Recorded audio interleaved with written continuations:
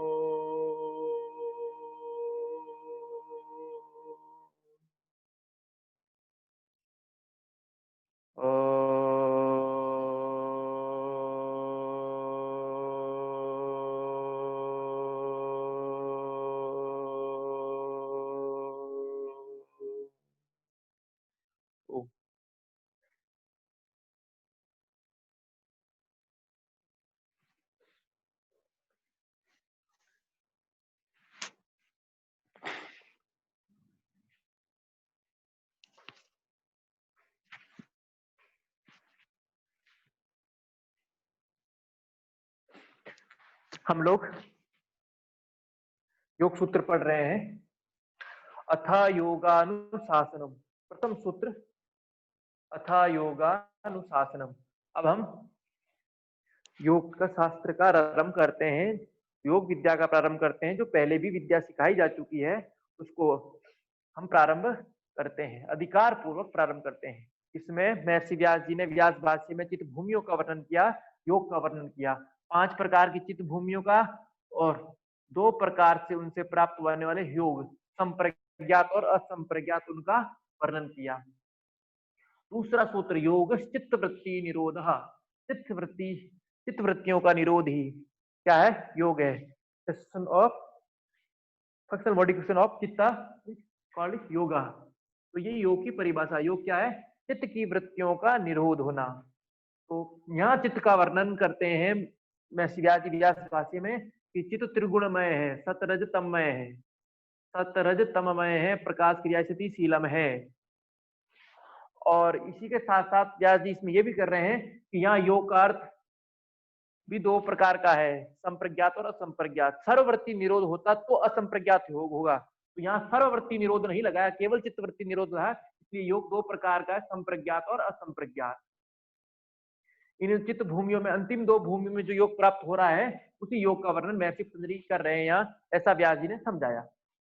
अब योग की प्राप्ति हो जाए, योग चित्तवृत्ति निरोध। पहला योग का प्रारंभ करते हैं, योग शास्त्र का प्रारंभ करते हैं, योग विद्या का उपदेश शुरू करते हैं। योग विद्या क्या है? तो चित्तवृत्तियों का निरोध योग विद्या है। योग क्या है? चित्तवृत्तियों का निरोध है, सेसेशन ऑफ मॉडिफिकेशन।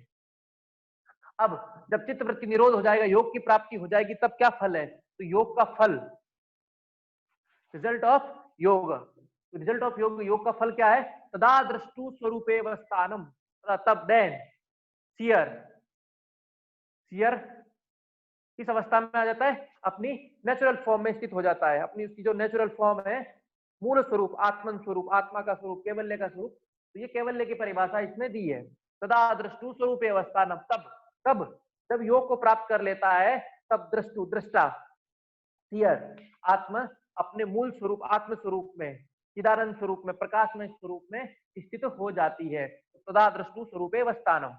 तत्पश्चात योग का वर्णन क्या है? योग क्या बता दिया, योग का फल बता दिया।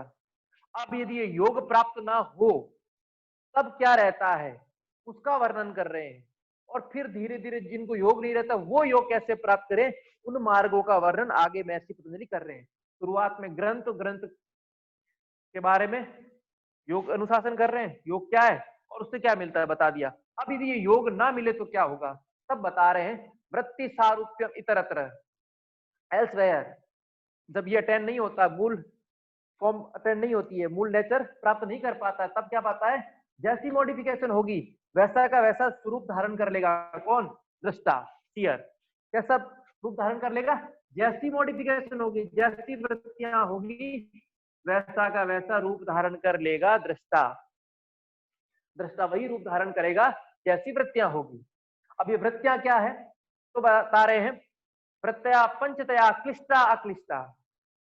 ठीक है, परिभाषा नहीं बताई, परिभाषा आगे जाके व्यास जी भी खोलते नहीं है, लेकिन वृत्तियां क्या है? 5 प्रकार की, क्लिष्ट और अक्लिष्ट रूप में है। आगे क्या बोल रहे हैं? ये वृत्तियां भी 5 प्रकार की है, क्लिष्ट और अक्लिष्ट रूप में, क्लिष्ट और अक्लिष्ट में। तो वृत्ति कीचन से व्रत कीर्तन से वृत्ति शब्द बना है। विचार प्रवाह, विचार प्रवाह या चित्त में उत्पन्न होने वाली क्रियाएं, हलचलें इत्यादि वृत्ति कहलाती है। तो ये वृत्ति दो प्रकार से है। दो प्रकार से क्या?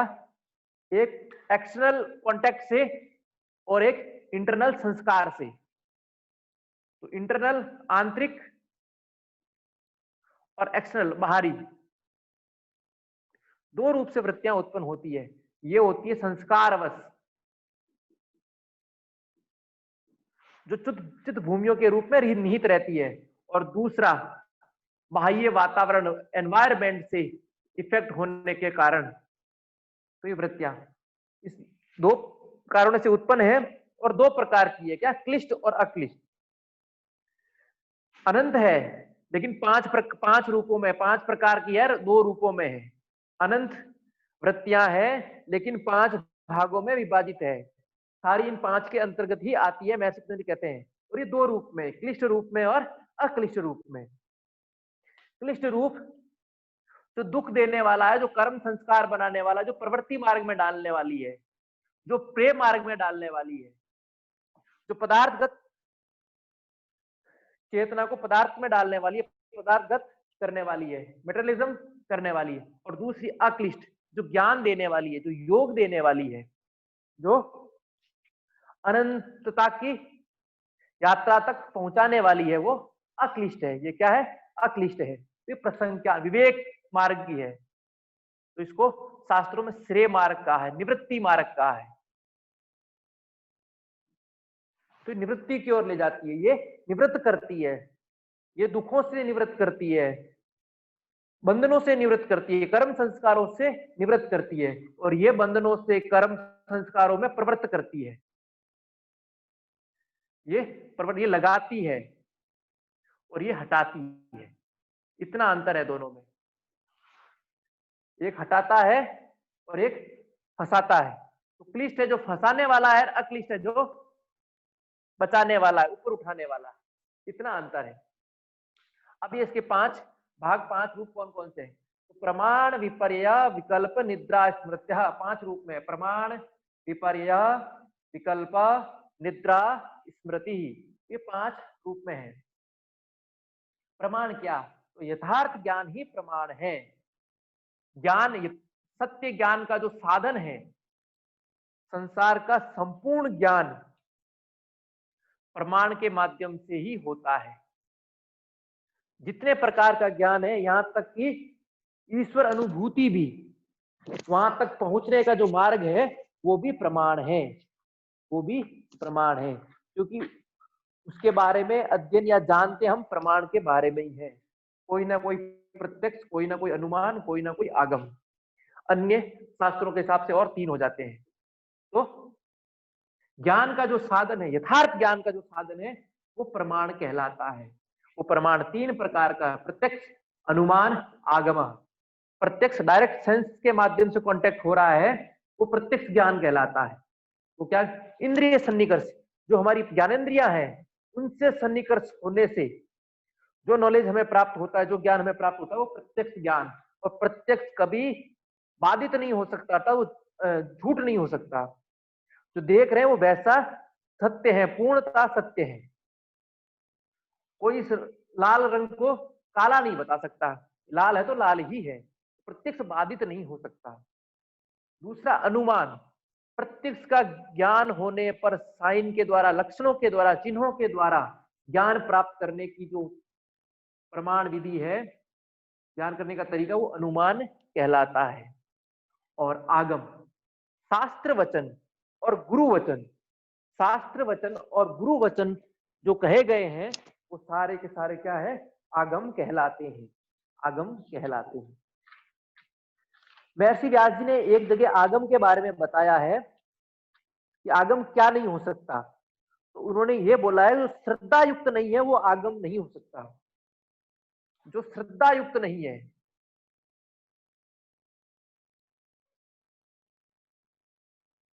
नहीं है, वह आगम नहीं है। तो हमारे शास्त्र आगम के अंतर्गत आते हैं और ऋषि आते हैं, संत महात्मा आते हैं, लेकिन ये सत्य को धारण करने वाले होने चाहिए।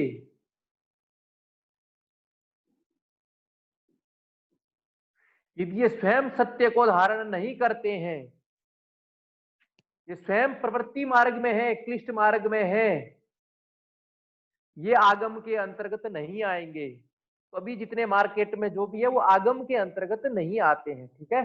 बस, तो आगम कौन आएंगे? जो श्रद्धा युक्त है, जो सत्य को स्वयं धारण करने वाले हैं, निवृत्ति मार्ग की ओर है, निवृत्ति मार्ग पर चलने वाले हैं, वही आगम हो सकते हैं, और कोई आगम नहीं हो सकता है।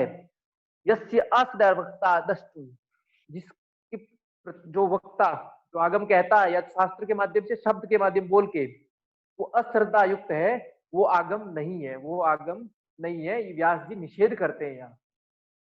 तो प्रत्येक कोई आगम नहीं हो सकता। तो इस प्रकार प्रमाण हुआ प्रत्यक्ष, अनुमान, आगम। तो ये तीनों भी क्लिष्ट अक्लिष्ट है। जो मेटेरियलिज्म की ओर ले जाए वो क्लिष्ट है, और जो स्पिरिचुअलिज्म की ओर ले जाए, कॉन्शियस की ओर ले जाए, वो सारे के सारे अक्लिष्ट है। इतना ध्यान रखना है। अब विपर्यो मिथ्या ज्ञानम अतद्रूप प्रतिष्ठम, विपर्यो मिथ्या ज्ञानम अतद्रूप प्रतिष्ठम।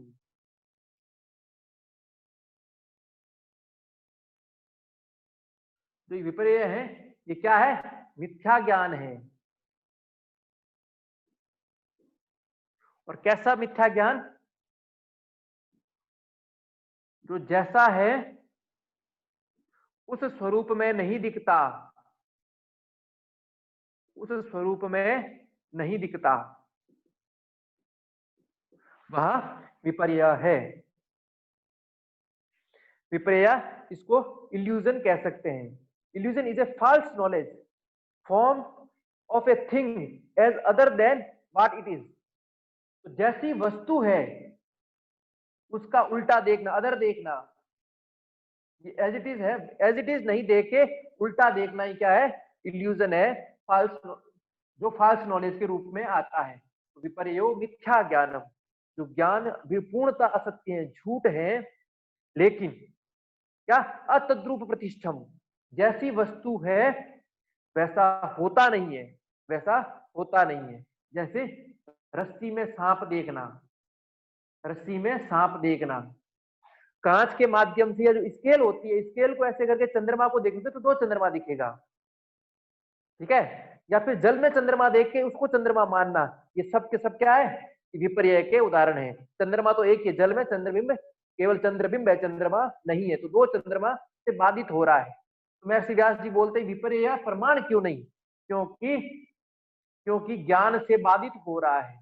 जो ही सत्य ज्ञान पता चलेगा कि चंद्रमा तो ऊपर एक ही है, तो प्रतिबिंब है, तो ज्ञान हट जाएगा। तो छोटा बच्चा देख के कहता है चांद दूंगा, वो देखता है, लेने का प्रयत्न करता है, तो वो विपर्य है। क्या है? विपर्य। इसी प्रकार हमारे साथ होता है, रस्सी में सांप या सांप में रस्सी समझने का उदाहरण बहुत चलता है, वो हुआ भी है जीवन में कई लोगों के साथ। तो वो उदाहरण क्या है? विपर्य है। तो विपर्य की इल्यूजन क्या है? जो फॉल्स नॉलेज है, लेकिन जैसी वस्तु है एज इट इज नहीं देखता है, उसका क्या देखता है? उल्टा देखता है। जो सत्य नहीं है उसका उल्टा, यह विपर्य।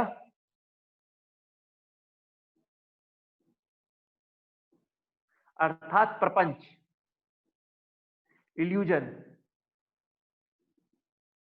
भ्रम। और मूलतः किसका भ्रम? बुद्धि का भ्रम, बुद्धि का व्युत्क्रम हो जाना, व्यतिक्रम हो जाना। ये सारा भ्रम किसका रहता है? बुद्धि का रहता है, मति का। कहते हैं ना, मति मारी गई। ये विपर्य क्लेश भी कहलाता है। महर्षि व्यास जी ने व्यास भाष्य में इसको क्लेश भी कहा है, और 5 रूपों वाला बताया है। कौन कौन सा?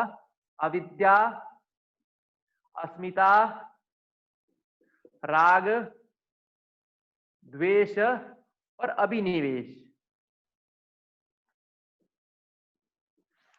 तो ये विपर्य इल्यूजन 5 भागों का है, 5 रूप में है, ठीक है, डिवाइड इन 5 पार्ट। कौन कौन सा? अविद्या, अस्मिता, राग, द्वेष, अभिनिवेश। तो विपर्य के कितने प्रकार है? 5। अभी तक प्रश्न नहीं आया है, स्मरण रखना है। विपर्य 5 प्रकार का है। क्या? अविद्या, अस्मिता, राग, द्वेष, अभिनिवेश। क्लेश भी 5 प्रकार। तो विपर्य और क्लेश को एक दूसरे का परिहार एक ही बताया है व्यास जी ने, ठीक है, एक ही बताया है। अब ये जो क्लेश है, ये जो विपर्य है, ये फिर 5 भागों में है, 5 भागों में है या 5 रूपों में है, फॉर्म 5 फॉर्म्स में, जिसका वर्णन सांख्य दर्शन में आता है। सांख्य विपर्य के 5 भाग बताते हैं, उसी का वर्णन यहाँ व्यास जी ने किया है। तो ये महत्वपूर्ण है, ये स्मरण होने चाहिए। तो 5 फॉर्म्स ऑफ इल्यूजन। तो पहला है तम। पहला क्या है? तम, जिसका वर्णन सांख्य में भी मिला है। तो विपर्य 5 प्रकार का, सांख्य भी वर्णन करता है कि विपर्य 5 प्रकार का है, और व्यास भाष्य में व्यास जी भी करते हैं। तो पहला है तम।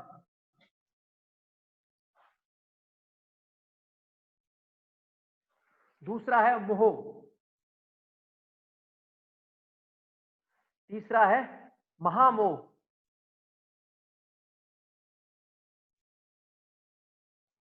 चौथा है तामिश्र।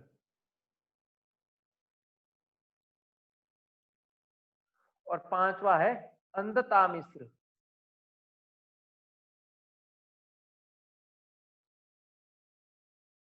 तो विपर्य 2 प्रकार से 5 रूपों में है, पंचक्लेश के रूप में भी है, और तम, मोह, महामोह, तामिश्र और अंधतामिश्र के रूप में भी है। तो ये 5 नाम स्मरण होने चाहिए। और ये इसका जिस तरह मूड, क्षिप्त, विक्षिप्त, एकाग्र और निरुद्ध का सीक्वेंस था। ये सीक्वेंस क्या था? अपवर्ड सीक्वेंस था। मूड से शिफ्ट ऊपर, शिफ्ट से विक्षिप्त, विक्षिप्त से एकाग्र और निरुद्ध। और ये डाउनवर्ड है सीक्वेंस। ये घटिया है, लेकिन इससे भी घटिया मोह है, मोह से भी महामोह, महामोह से तामिश्र, तामिश्र अंधतामिश्र। तो सबसे निम्न स्तर का अंधतामिश्र। तो इसका सीक्वेंस 2 टाइप से है, अपवर्ड या डाउनवर्ड। अपवर्ड कहे तो अंधतामिश्र, तामिश्र, महामोह, मोह, तम। और डाउनवर्ड कहे तो तम, तम से महामोह, मोह, महामोह, तामिश्र, अंधतामिश्र। ये सीक्वेंस है।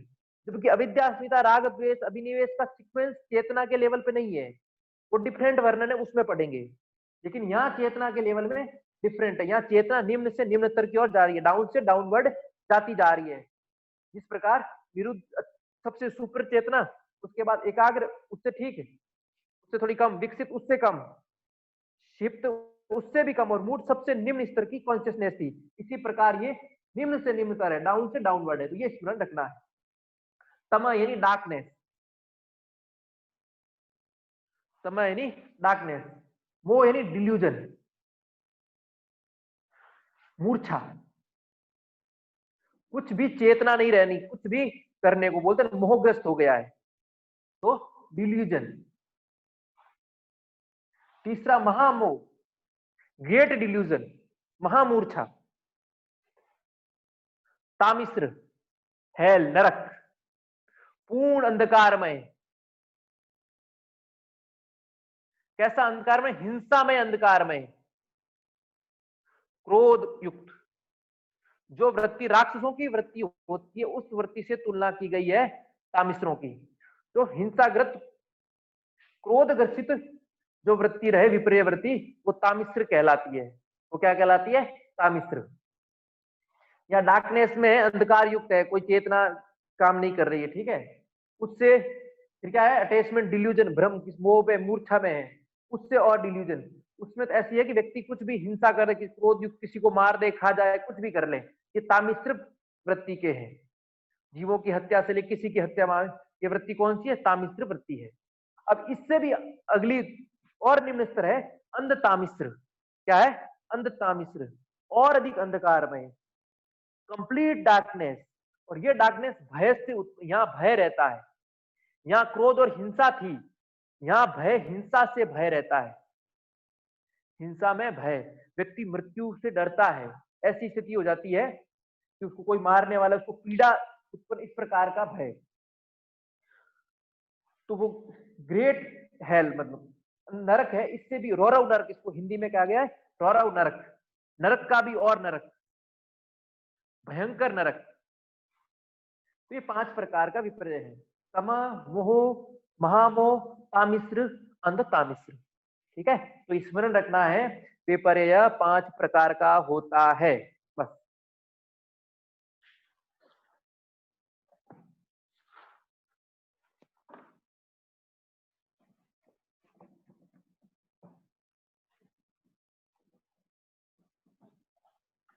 तो विपर्य के 5 प्रकार नाम याद, तमा, मोह, महामोह, तामिश्र, महातामिश्र, नहीं अंध तामिश्र, सॉरी। ठीक है, तमा, मोह, महामोह, तामिश्र, अंध तामिश्र, और ही उससे खराब।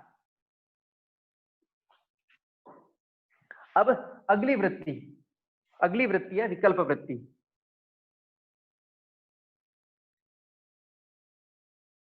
शब्द ज्ञानानुपाति, शब्द ज्ञानानुपाति वस्तु शून्यो विकल्प, वस्तु शून्यो विकल्प। महर्षि पतंजलि ने जिस हिसाब से वृत्तियों का वर्णन किया ना, बड़ा अद्भुत और बड़ा सुंदर है। देखो, सबसे पहले प्रमाण किया, अर्थात नॉलेज, ज्ञान हो रहा है यहाँ, सारा का सारा प्रकार का ज्ञान, नॉलेज। दूसरा, ज्ञान का उल्टा जो भी भ्रम है, जो भी इल्यूजन है, वो उस रूप में किया उन्होंने, क्या, विपर्य। तीसरा रूप देखेंगे, ज्ञान भी नहीं है, भ्रम भी नहीं है। ठीक है, फाल्स नॉलेज नहीं है यहां, लेकिन ज्ञान भी नहीं है, लेकिन आधुनिक हिसाब से वो ज्ञान है, आज के युग के हिसाब से वो ज्ञान है। महर्षि पतंजलि ने इसका नाम विकल्प दिया। वो कुछ है नहीं, वो है तो शून्य। वो क्या है, शून्य है। तो शून्य का अस्तित्व है, अर्थात वो अस्तित्व विहीन तो है, लेकिन है, उसका प्रयोग होता है, क्योंकि शून्य का प्रयोग किया जाता है। शून्य का प्रयोग अर्थात वो जुड़ रहा है किसी न किसी के साथ, किसी न किसी के साथ जुड़कर उसकी महत्ता को प्रकट कर रहा है। यह शून्य अवस्था आई है। उसके बाद अभाव आता है। देखो, निद्रा में कुछ नहीं होता है, निद्रा में क्या होता है, अभाव होता है, नॉन एग्जिस्ट। यहां कुछ नहीं होता है, यहां कुछ होता है, इसलिए उन्होंने शून्य दिया है नाम। भ्रम भी नहीं है, ज्ञान भी नहीं है, इससे विपरीत वृत्ति। इतना सुंदर वर्गीकरण धरती पे कहीं नहीं मिलेगा। ठीक है, निद्रा में क्या अभाव है, कुछ है ही नहीं, नथिंग, वो वृत्ति निद्रा है।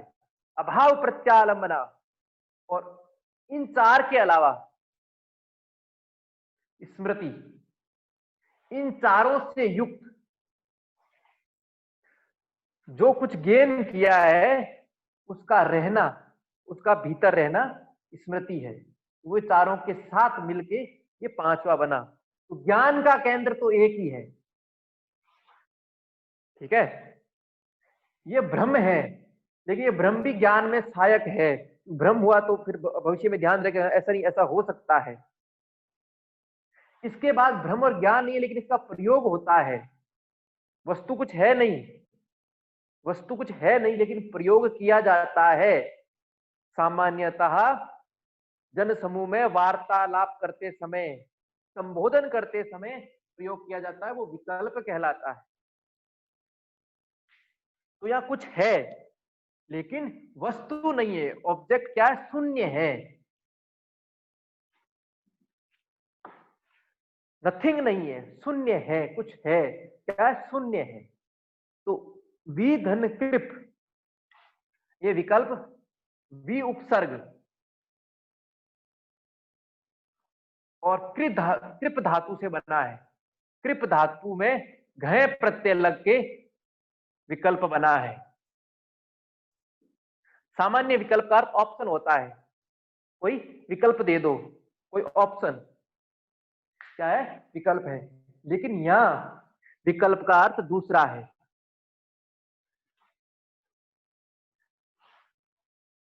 अमरकोश और कल्पद्रुम दोनों बोलते हैं विरुद्धम कल्पनम इति, कल्पनम इति। विरुद्ध कल्पना, भ्रांति युक्त कल्पना भी क्या है, विकल्प है। इस विकल्प को सही समझने में थोड़ा वेदों में वर्णन है, नहीं तो फिर थोड़ा कालिदास जी ने वर्णन किया है और थोड़ा भागवत में। योग सूत्र पढ़ने से विकल्प समझ में नहीं आया। पूरे 6 महीने लगे, बहुत लोगों को पूछा, किसी ने मुझे विकल्प नहीं समझाया, किसी ने भी। एकमात्र वृत्ति थी, किसी ने नहीं समझाई। बहुत लोगों, जितने एक्सपर्ट थे सबको फोन किया, संस्कृत के विद्वानों को भी किया। एक विद्वान ने मुझे मार्ग दिखाया, और तो कालिदास जी का रघुवंशम में वर्णन है और भागवत पुराण में वर्णन है। ठीक है, तो विकल्प क्या है, तो योग ग्रंथों के आधार पर ही लोगों ने लिया है, अंग्रेजी वालों ने। इसलिए मैंने कहा कल्पना पूर्णता कल्पना नहीं है, इमेजिनेशन नहीं है। तो भागवत पुराण में भी और वेद में भी और रघुवंश तीनों में लिखा है द्वीप विशेष, द्वीप विशेष, सागर विशेष,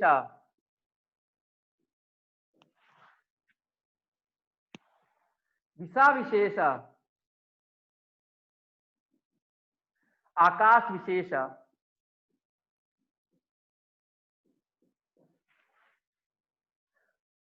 दिवार रात्रि विभाग विशेष, दिन रात्रि का विभाग विशेष क्या है, विकल्प है। द्वीप जो अपने यहां एशिया, यूरोप, अफ्रीका, अमेरिका, उत्तरी अमेरिका, दक्षिण अमेरिका, ये बांटे गए हैं, ये क्या है, विकल्प है। वास्तव में पूरी पृथ्वी है, पृथ्वी तो पूरी सामान्य इसी प्रकार है। तो प्रमाण प्रत्यक्ष के माध्यम से तो केवल पृथ्वी ही है। अब पृथ्वी के 7 भाग विभाजित कर दिए, जिसकी कोई ऐसी सीमा रेखा नहीं है। तारबंदी करने से क्या, वो जमीन तो जुड़ी हुई है। तो जो द्वीप विशेष का विभाजन है वो क्या है, विकल्प है। हम बोलते हैं ये एशिया है, ये यूरोप है, तो वो है नहीं। वस्तु तो कुछ एशिया नाम की है ही नहीं धरती पे। धरती है, पहाड़ है, नदियां है, सागर है। तो द्वीप विशेष, सागर विशेष, समुद्र बोल दिया, ये प्रशांत महासागर है, ये हिंद महासागर है। ठीक है, ये अटलांटिक महासागर, तो ये ओशियन का भी डिवाइड किया, जबकि पूरा जल आपस में मिला हुआ है, कहीं भेद नहीं है, पूरा पूरा। ये साउथ चाइना सी है, ये सी है, ये वो सी है, पूरा का पूरा। तो ये क्या है, वास्तव में ना कोई इंडियन ओशियन है, ना कोई प्रशांत पैसिफिक ओशियन है, कुछ नहीं है। वहां तो केवल जल मात्र है। वहां तो क्या है, प्रमाण क्या है, प्रत्यक्ष तो केवल जल मात्र है, अन्य और कुछ नहीं है वहां। लेकिन हमने विभाजन कर रखा है, 7 महासागर, 7 द्वीप। ठीक है, तत्पश्चात दिशा विशेष, पूर्व, पश्चिम, उत्तर, दक्षिण। तत्पश्चात स्पेस विशेष, आकाश विशेष, इतनी दूरी पर इतना ये, उतना वो। तो बीच में जो स्पेस देते हैं जितने भी, ठीक है, इतना दूरी पर जो भी स्पेस को मापते हैं, आकाश है वो तो खाली है, कोई किलोमीटर कुछ नहीं है। ठीक है, हम बोलते हैं 20 किलोमीटर दूर, 40 किलोमीटर दूर, 60 किलोमीटर दूर, तो वो जो मापते हैं वो भी विकल्प है।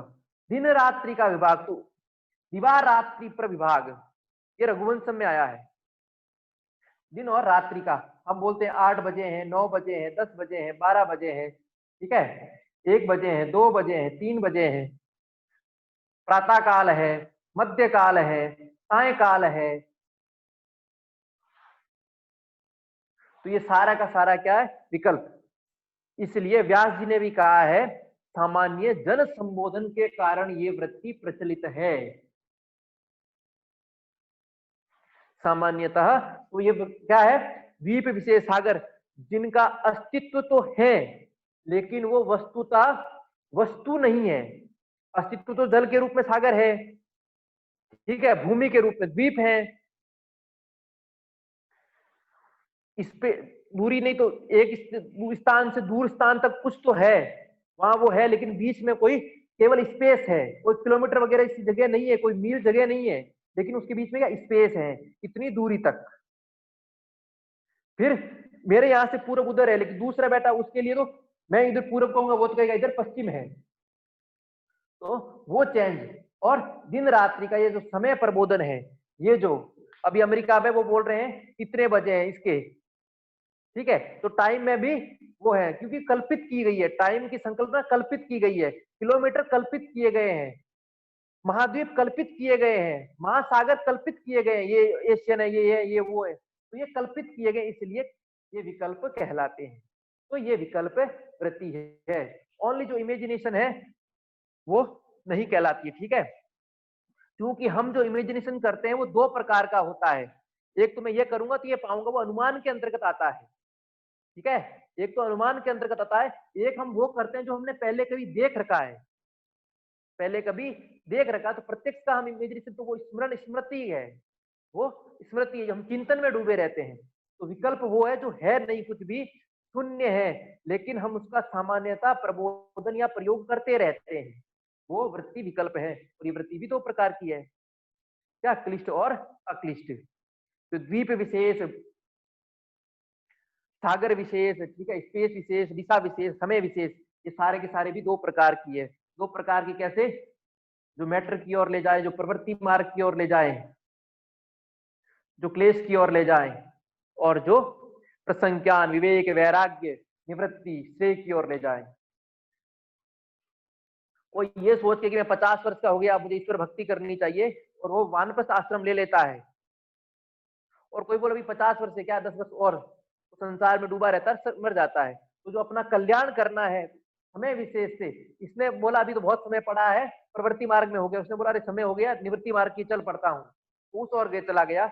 इसलिए प्रवृत्ति मार्ग निवृत्ति एक क्लिष्ट है, वो अक्लिष्ट है। इस प्रकार ये विकल्प वृत्ति पूर्ण हुई।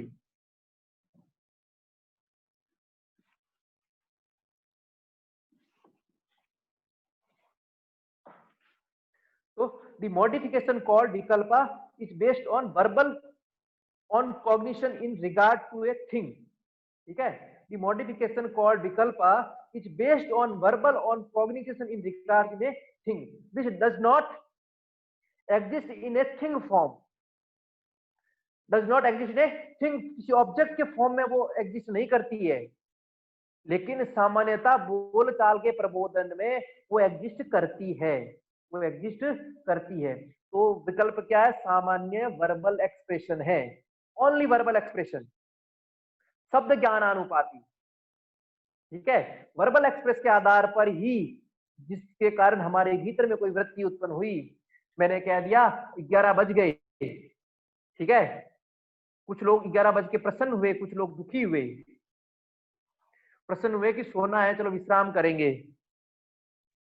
दुखी यार ये काम कर ही नहीं पाई, करना था, जगना पड़ेगा, क्लिष्टवर्ती अक्लिष्टवर्ती आ गई, ठीक है। तो सामान्यता वृत्ति उत्पन्न हुई है, वृत्ति उत्पन्न हुई है, तो वर्बल एक्सप्रेशन के कारण जो वृत्ति उत्पन्न हुई वो विकल्प वृत्ति है।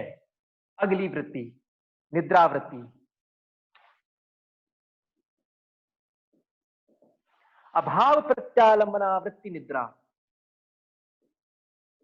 अभाव प्रत्यालंबना वृत्ति निद्रा।